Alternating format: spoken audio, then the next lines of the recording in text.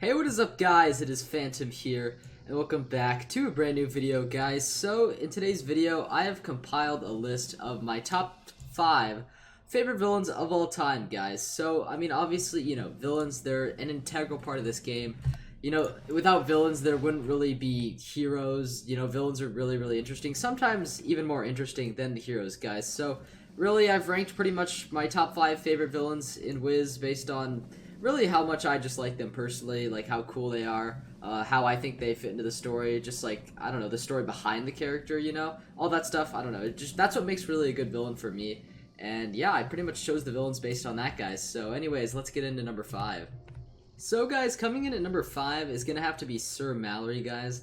I'm not gonna lie, he's just a really, really cool villain in my opinion.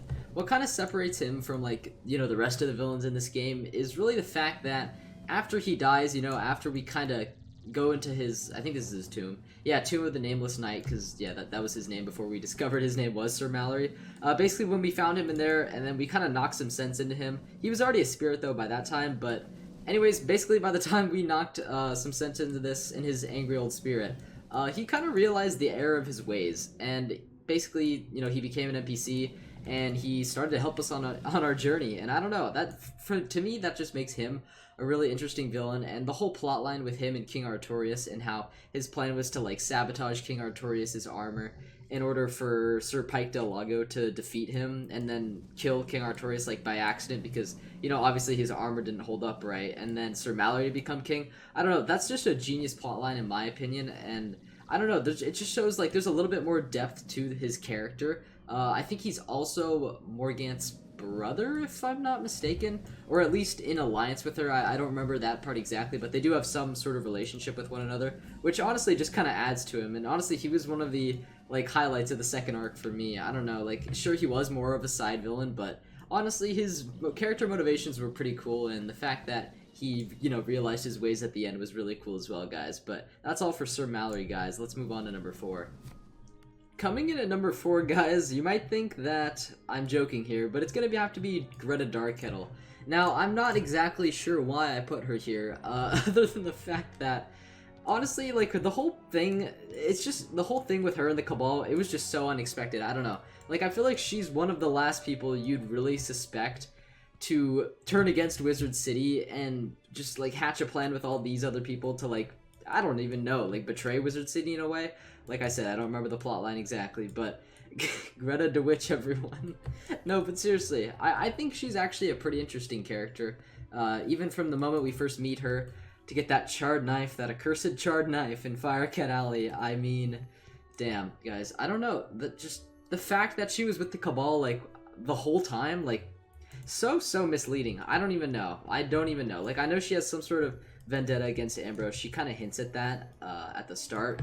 But I don't know, she's just a really, really unique villain to me, because it's like they took a character from the very, very start, like a character that almost like everyone knew from the very, very start of the game. Oh, she's getting on her broom there. A character that everyone knew from the very, very start of the game, and then just kind of turned her against everyone. And I don't know, I thought it was a really nice callback to Greta and everything, and I don't know, it just kind of adds to her character as a whole. So I thought she was one of the more interesting villains, and definitely one of my favorites, because, I don't know, she's just a classic, really. What can I say? She's just a classic, guys. Anyways, let's move on to number 3.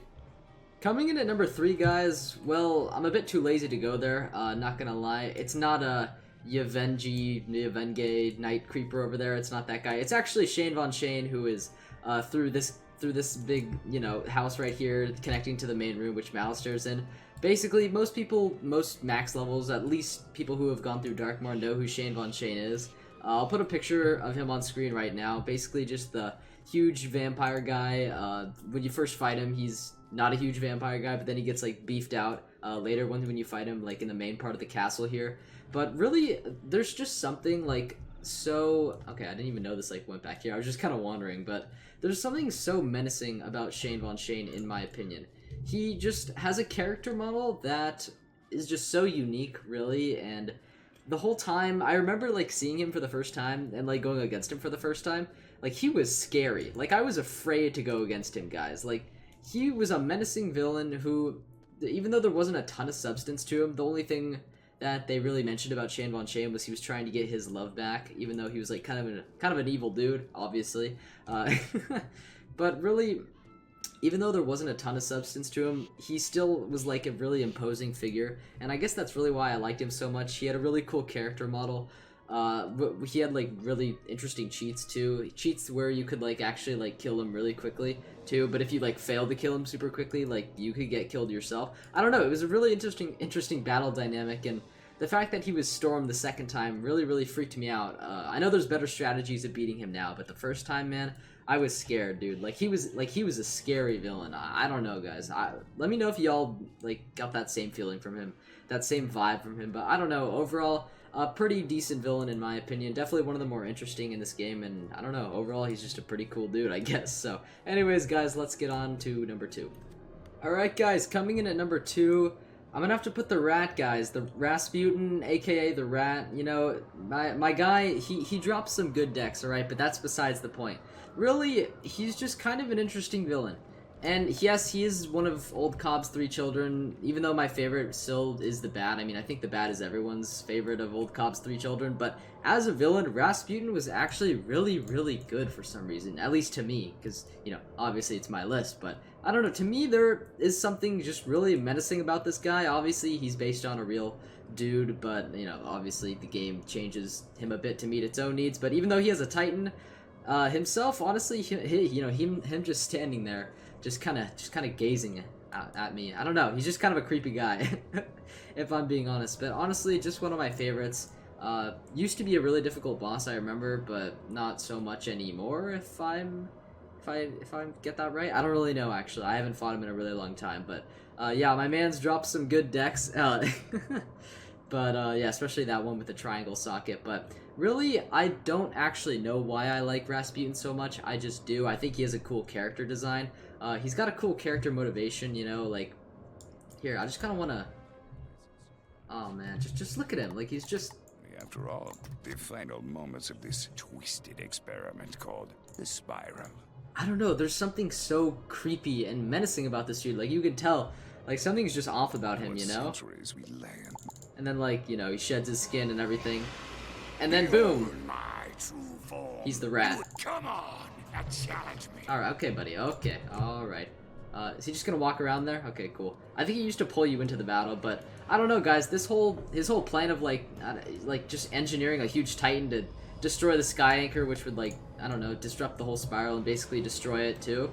I don't know, guys. There's just something so villainous about that. And yes, even though the plot has been done many times before with the guy with the huge Titan that he made, just planning to destroy the world, I get it, but I don't know, something about this one, they just did it so well, in my opinion.